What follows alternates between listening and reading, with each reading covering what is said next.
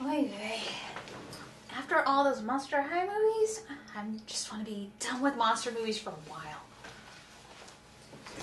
Hey, Knight. I heard you like monster movies.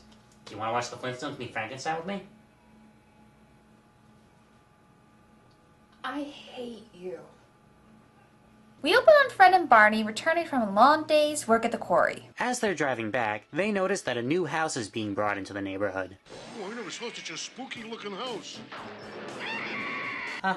Guess we know who's moving into the last house on the left.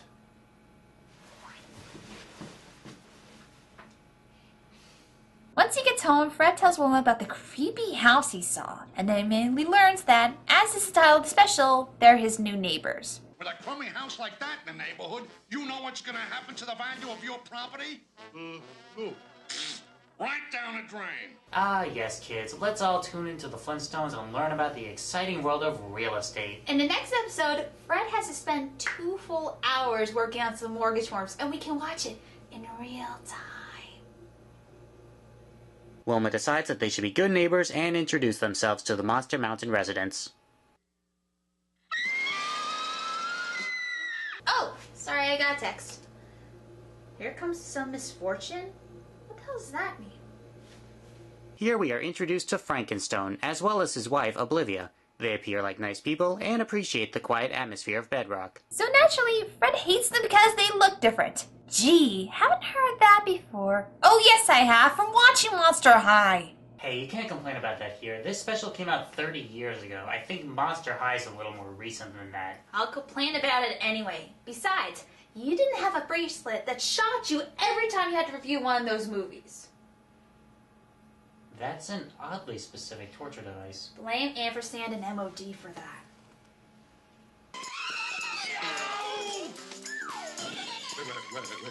What's that? Yeah, it sounds like Freddy Krueger trying to be a DJ. Actually, it's the Frankenstein daughter, Hydia. Apparently, this is what teenage girls listened to in the era before Skyrocker.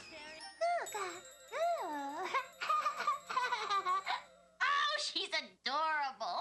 Huh, so Pebbles had an interest in the unnatural even at such a young age. That's gonna suit her well in her wacky high school adventures. Let me guess, you own that as well, don't you? Of course I do. You wanna watch it? No! We can marathon the original series. Will you knock it off? Sheesh. And lastly, we meet the son of Frankenstein, Stubby. He's a bit of a shut-in. Hello, Stubby.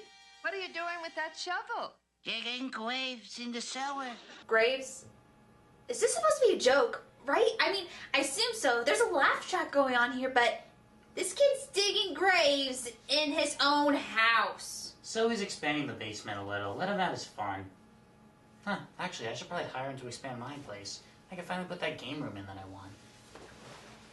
You're weird. So, in conclusion, Fred hates the Frankenstones just because they're different from him. That's it. Wilma and the rebels think they're nice people, but nope. Fred's made up his mind about them. The next day, as Fred and Barney are driving to work, they pass a sign calling the Frankenstones a freak show. Barney instantly figures out that it was Fred who wrote the sign. So, in addition to gambling, stealing, multiple accounts of speeding, probably one instance of child neglect, and of course refusing to share his fruity pebbles, we can now add to facing private property to Fred's list of crimes. Barney thankfully refuses to be friends with Fred if he's going to keep slandering the Frankenstones and ends his friendship with him, for what's at least the 100th time they've done that. Too bad for Fred. He'd already agreed to a group picnic with the rebels, and they've invited the Frankenstones, so Fred's just going to have to deal with it. Oh, dear. A foul ball. Hey, Fred, watch out. Ah, karma.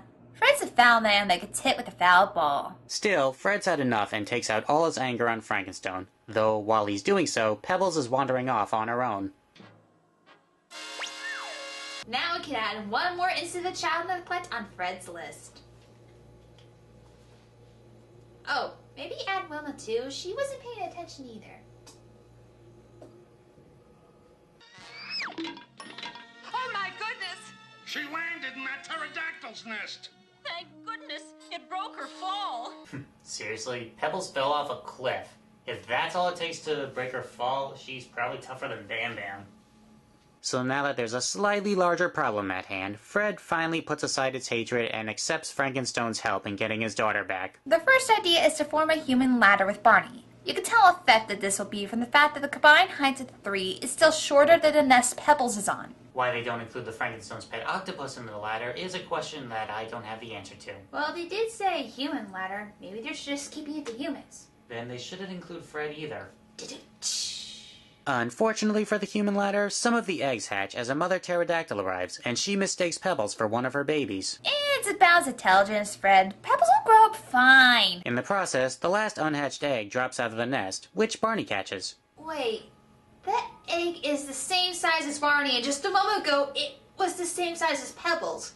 Did she just grow in the last 30 seconds or something? Pebbles is probably experiencing a temporary size growth, you know, like her mother's head in Little Big League. And it must be a genetic thing in the Flintstone woman. I don't know you. You alright? I'm okay.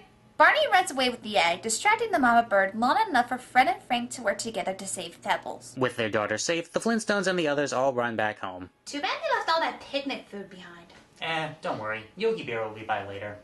And devour it all like he does like a bear. Back at the house, Fred apologizes for his recent actions and officially becomes friends with the Frankenstone family. And they all lived happily ever... Wait, where's Bam Bam? He's gone! Did he wander off as well? Where is he? Add the rebels to the child neglect list. Write faster, damn it! This special wasn't good. It showcases Fred being the biggest jerk in cartoon history, even more so. The Frankenstones are a funny parody of what they originally parodied from. The animation, while nice at times, had an odd charm with some of the styles and background choices to it. And the story itself is something we've heard so many times before that it makes my head hurt. Overall, the Flintstones' New Neighbors is something I don't think I'll be watching again anytime soon. This is admittedly kind of a weird special, a bit over the top with Fred being cruel for cruelty's sake, though I did think just as characters, the Frankenstones were kind of interesting, even if they are really out of place in prehistoric times. The special is short, not even 30 minutes long, though yeah, I don't see a reason to watch it more than once. Okay, are we done?